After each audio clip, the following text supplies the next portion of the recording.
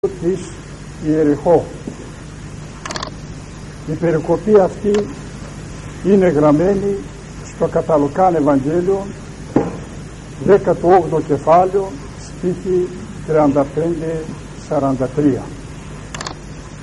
Αλλά ας δούμε με τη σειρά πως ο Ευαγγελιστής γράφει αυτή την περικοπή. Εγένατο δε εν το εγγίζειν αυτόν εις Ιεριχώ, τυφλός της εκάθετο παρά την οδόν προσετών. Όπως γνωρίζουμε από τα Ευαγγέλια, ο Χριστός περιόδευε πόλεις και χωριά. Εκεί που έπρεπε να διδάσκει, δίδασκε. Εκεί που έπρεπε να θεραπεύει, εθεράπευε. Εκεί που έπρεπε να μιλήσει με παραβολές, μιλούσε με παραβολές.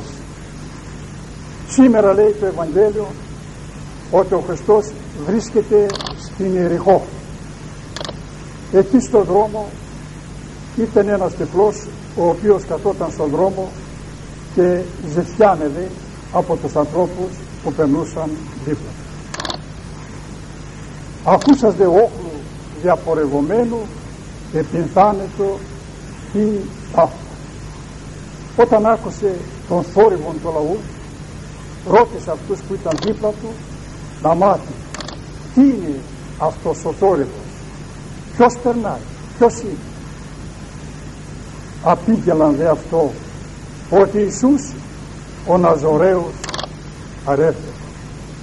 Οι άνθρωποι που ήταν πλάι δίπλα του του είπαν ότι περνάει ο Ιησούς ο Ναζωραίος.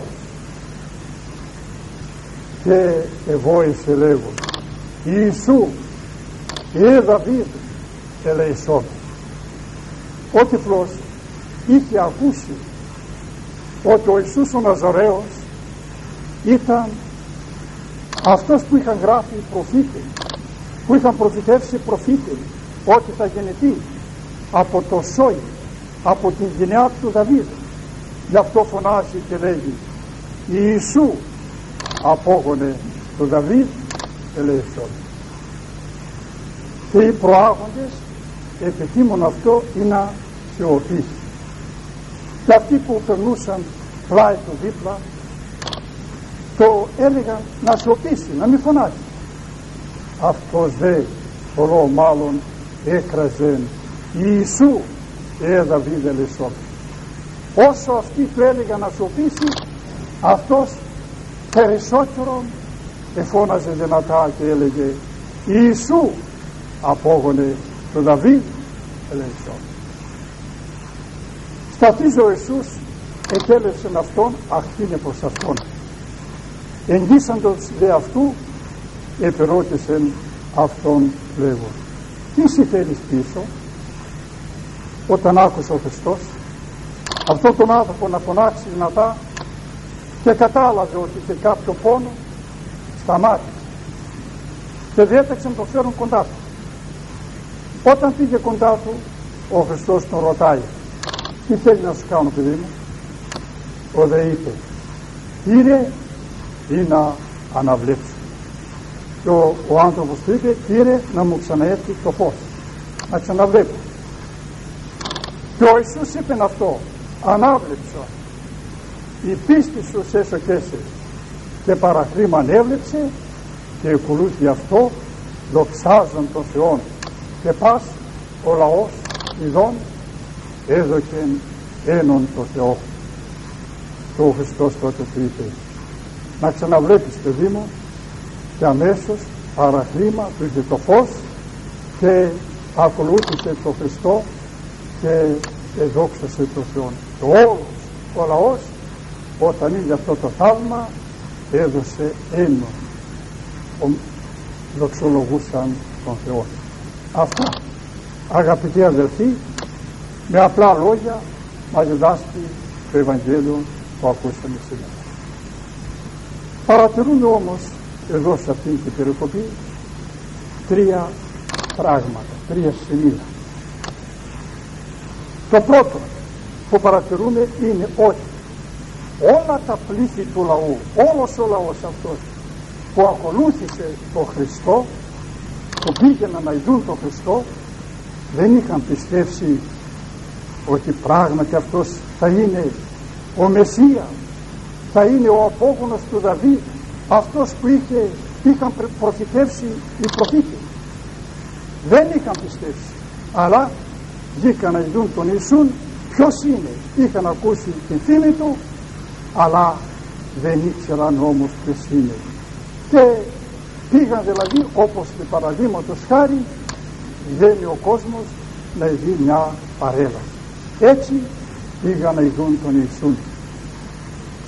Το δεύτερο σημείο που παρατηρούμε εδώ είναι ότι ο πρώην τυφλός αυτός είχε καταλάβει πάρα πολύ καλά ότι αυτός ο Ιησούς ο Ναζωραίος, αυτός που θεραπεύει, αυτός που μιλάει τόσο πολύ ωραία, αυτός είναι ο απόγονος του Δαβίδ, αυτός είναι αυτός που γεννήθηκε από την Παρθένο Μαρία, αυτός είναι που αυτός είχε ακούσει και τους προφήτας, που παραδείγματος χάρη ο προφήτης Ισαΐας στο 7ο κεφάλαιο 14 στίχο, σε λίγες μέρες θα γιορτάσουμε τη γέννηση του Χριστού. Είχε ακούσει αυτός ο άνθρωπος ότι ο προφήτης Ισαΐας είχε προφητεύσει για την υπερσυχτή γέννηση του Κυρίου μας Ιησού Χριστού από την Παρθένο Μαρία, που λέει «Ιδού η Παρθένος εν γαστρή, 6 και τέξετε ιών και καλέλωσε το όνομα του Εμμανουήλ», που σημαίνει είναι ο Θεός μαζί μας. Αυτός είναι ο απόγονος του Δαβίδ. Είχε πιστεύσει ότι πράγματι είναι αυτός που είχαν προφητεύσει οι προφήτες ότι θα έρθει στον κόσμο. Αυτό είναι το δεύτερο σημείο.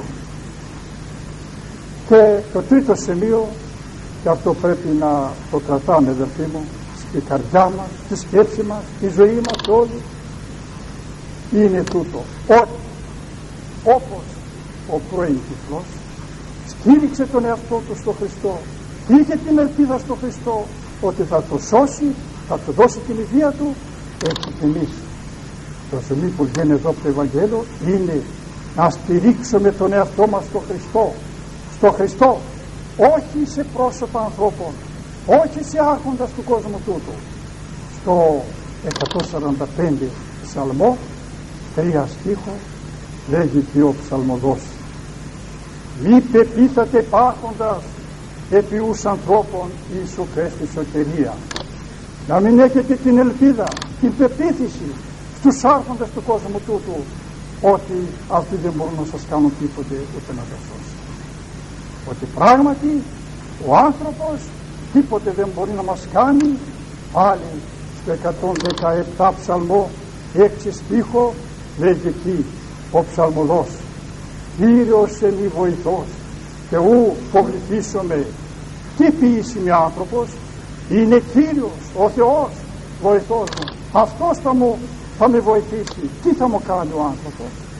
Και αυτούς τους λόγους της Παλαιάς Διαθήκης από τους ψαλμούς τους φέρνει ο Απόστολος Παύλος και τους αναφέρει προς Εβραίους επιστολή 13ο κεφάλαιο και 6 στίχο λέγει εκεί ο Παύλος: «Ώστε θαρούντας ημάς», λέγει, «ώστε με θάρρος να πούμε εμείς, Κύριος εμεί βοηθός και ου φοβηθήσομαι τη φύση άνθρωπο».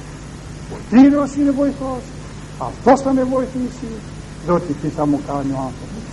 Έτσι αδελφοί μου, να στηρίξουμε τον εαυτό μας στο Χριστό.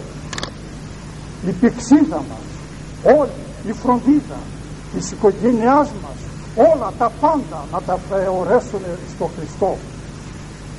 Ό,τι πράγματα και έχουμε, ό,τι πρόβλημα και μας αποσχολεί, στο Χριστό. Διότι ο Χριστός είπε: «Εγώ είμαι το φως του κόσμου, ο ακολουθών εμεί, ο μη περιπατήσεν και σκοτία, αλέξει το φως της ζωής».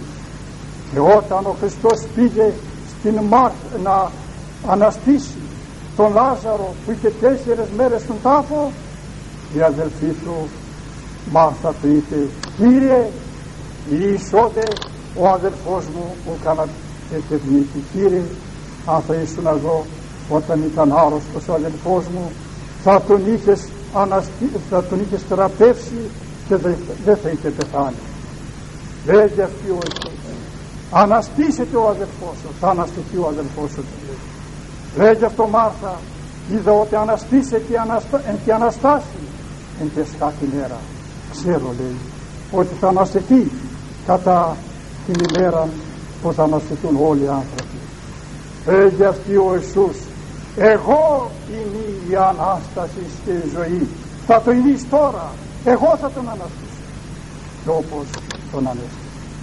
Έτσι ο Χριστός είναι Ανάσταση και η ζωή. Ο Χριστός είναι η οδός και η αλήθεια και η ζωή. Γι' αυτό, αδελφοί μου, να στηρίξουμε τον εαυτό μας στον Χριστό και πουθενά αλλού, διότι ο Χριστός είναι αυτός που θα μας δώσει όλα τα καλά που ζητάμε εδώ στη γη. Σε αυτόν τον ψεύτικο κόσμο να περάσουμε καλά και εδώ και στην πέραν του τάφου ζωής να πάμε να είμαστε μαζί με τους προφήτες, Αποστόλους, Αγίους και μεγάλους πατέρας της Εκκλησίας στην εποράνιο βασιλεία του Πατρός και του Υιού και του Αγίου Πνεύματος. Αμήν.